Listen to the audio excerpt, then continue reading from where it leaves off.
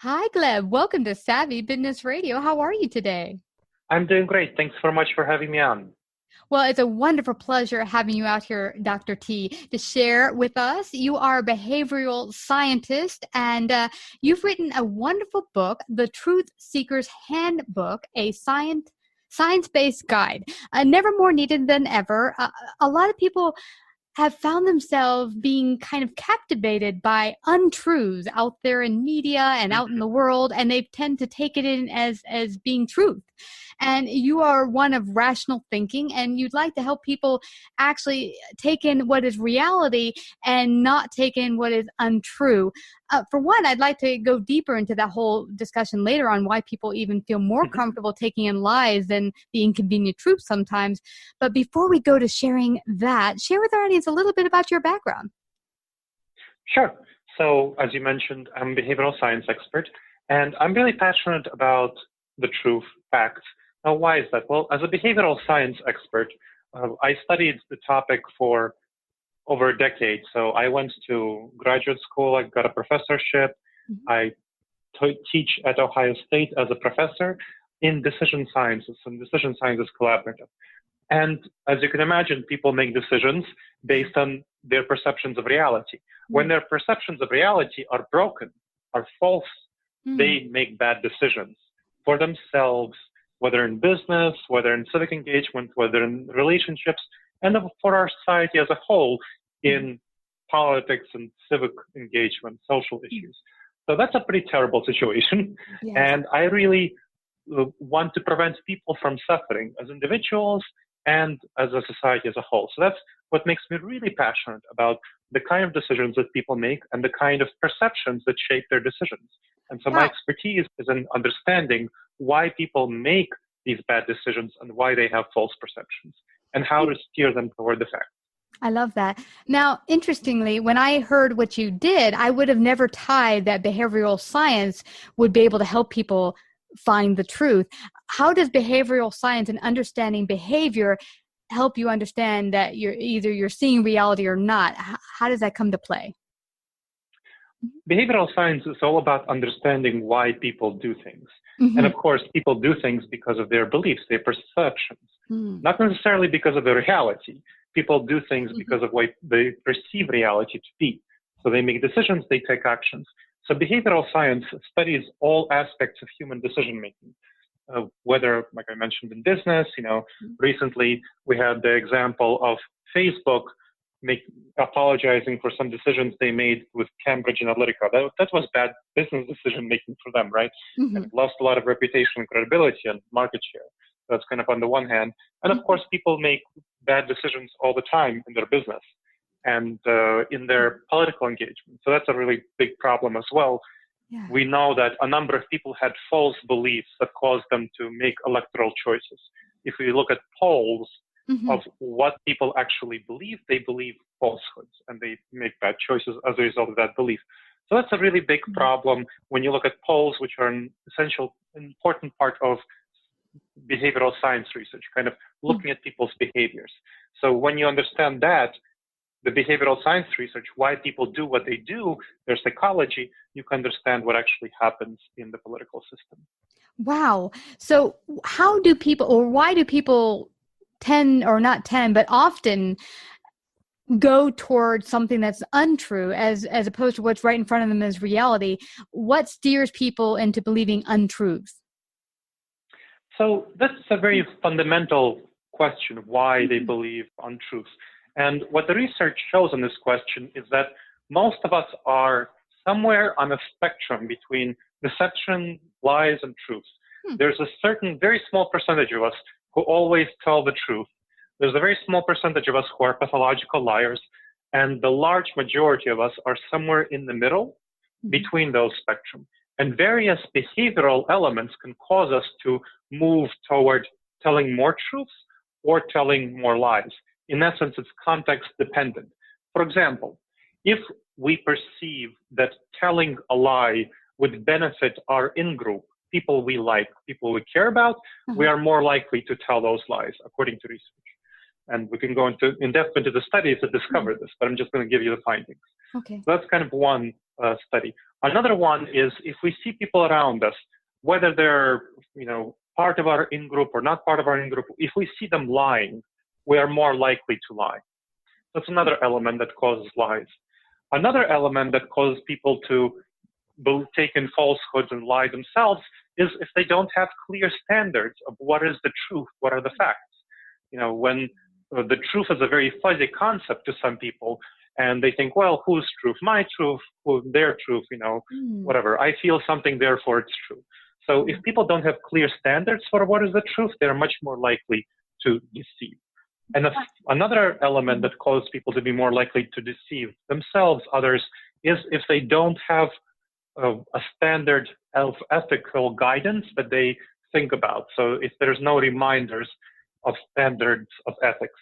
And finally, if they don't make a pre-commitment to truthful behaviors. So they are much more likely to lie and believe lies. That's what those are kind of 5 big findings in the behavioral science research on what causes people to lie themselves and to believe in falsehoods. And we can talk about the research and the reasons behind it, but those are kind of really interesting findings. Wow, they certainly are. And this is fascinating to me. So one thing, what I'm gathering, or let me clarify, so the people who would maybe fall victim to falsehoods or untruths the most would probably be people that don't have a clear standard of ethics and core beliefs to begin with, and they themselves will fall trapped to lying themselves for varying reasons, maybe to fall in suit or fit in with a group. Is that am I correct in my understanding? Exactly. So yes, so I gave a number of examples. So it's very much context dependent. So it depends on your context. It's not the people's fault necessarily that they don't have a standard and code of ethics. Maybe they weren't brought up in a context where that was expected. Maybe they don't belong to a group where there's an expectation of holding to a certain code of ethics.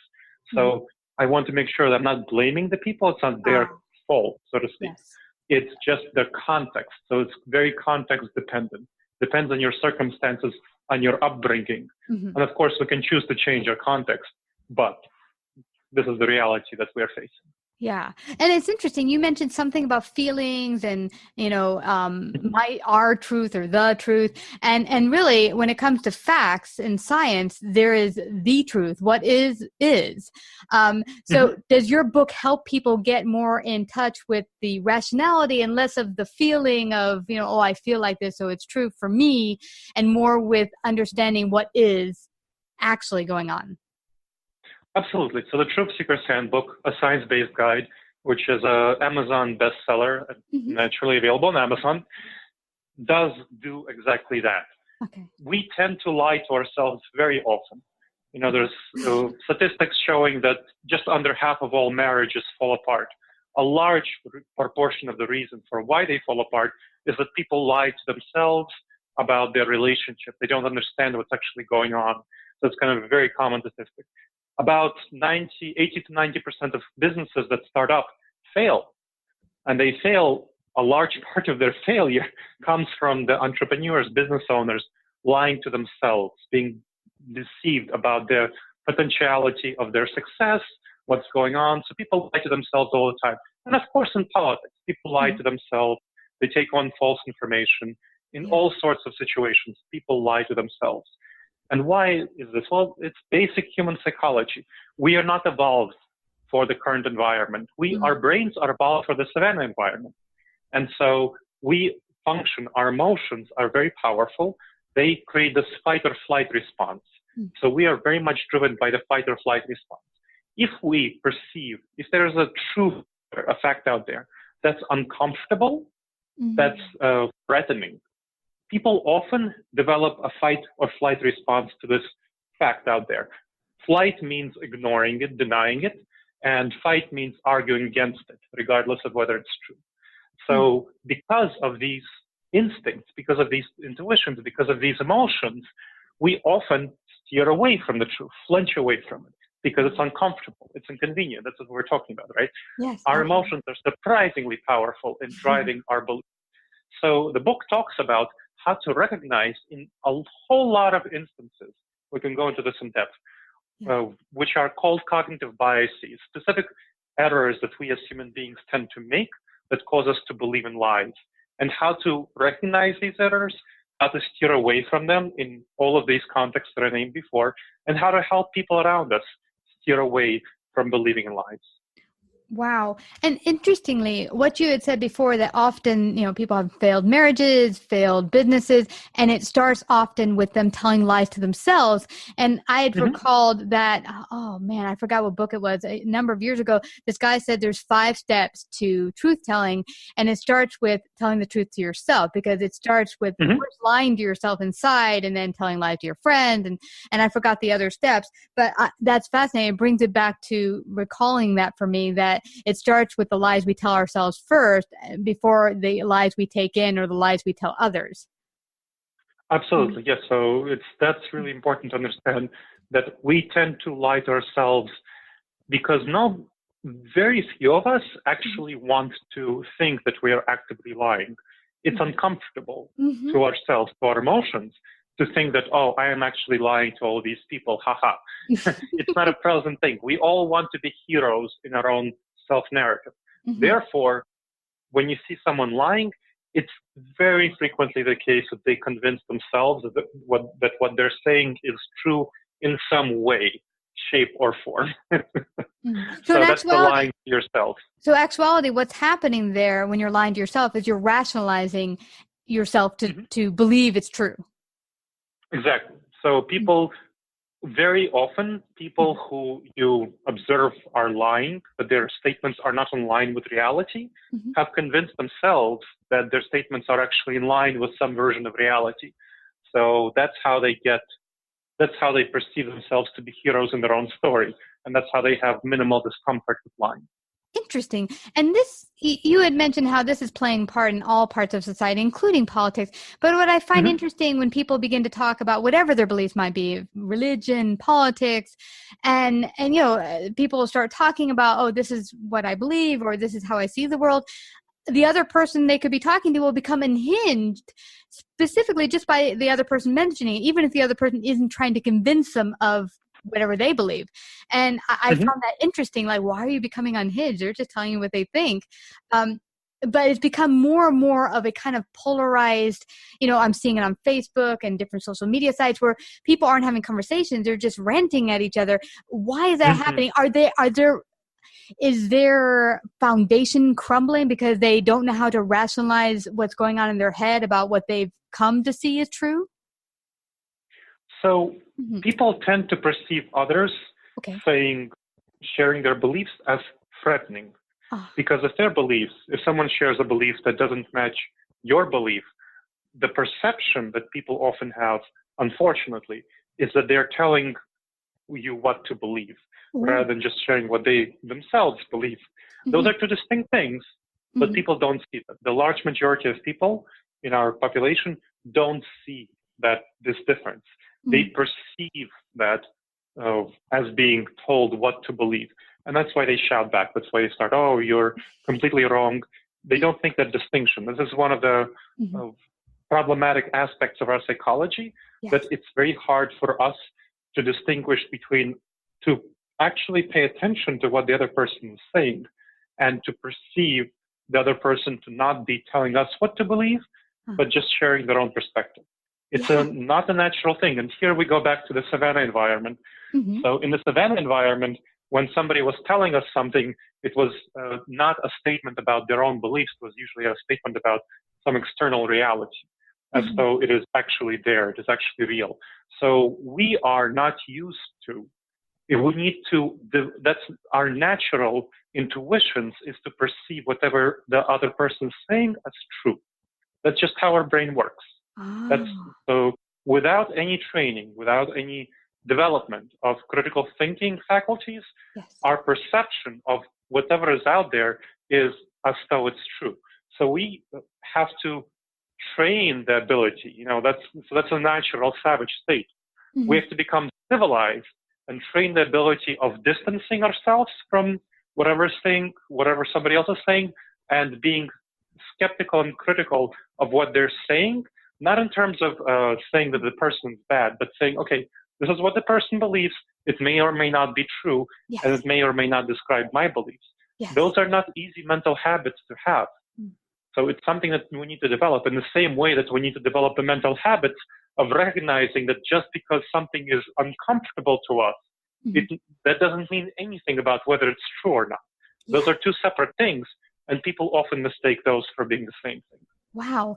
So also I'm wondering for myself and others, would it also incorporate also getting clear on your own beliefs? Because for me, as I've grown up, I found that what I was given as a child from my society, family, school, often as I've grown up and I've grown as an adult, I found that a lot of the beliefs that were passed on to me were not truly, as I've grown and gotten my own experiences, reflect what I now believe. Is it important as you grow as a person to kind of get clear on your own foundation, your own kind of values, and say, hey, is this truly, like, be critical of yourself, as it were, not just of others and their beliefs, but actually go within and see, are these truly my beliefs? Do they stand and stamp my value system and my integrity? So that's a very important question, and that has to do with distancing yourself from your upbringing.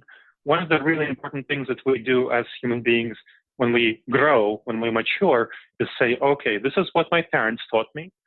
Does this actually match the state of reality? Because our parents are often deluded about the state of reality, as are all other human beings, right? So does that, what my parents taught me, what my community taught me, does it actually match what's going on here? Does that actually match? So that's kind of one thing about factual. Does it match the facts? Another one is, does it match my values? So something that our parents taught us or something that our local community taught us may not match our values as they currently are. And so one of the things we have to evaluate is this. One is the facts and another is values. And we also have to accept that our values will change over time. Yes. So something that might have been true for us in the past may not be true. Our values and things, everything from, if we go to business about whether we should start our own business or not, that might change with our experience and with our abilities, about our relationships, who we want to have relationships with. And of course, our politics, who we're going to vote for, what kind of issues we'll support. Those things all change. So we need to grow and develop over time and accept that these things will change. Yeah.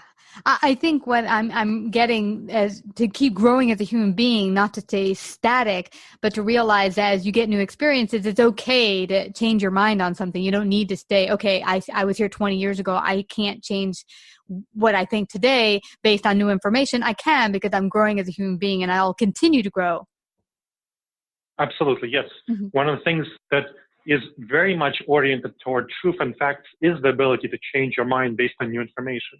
One of the things that's one of the really evil problem in our society is this issue of criticizing political leaders and business leaders and so on who change their minds as flip-floppers. Yeah. That's really bad.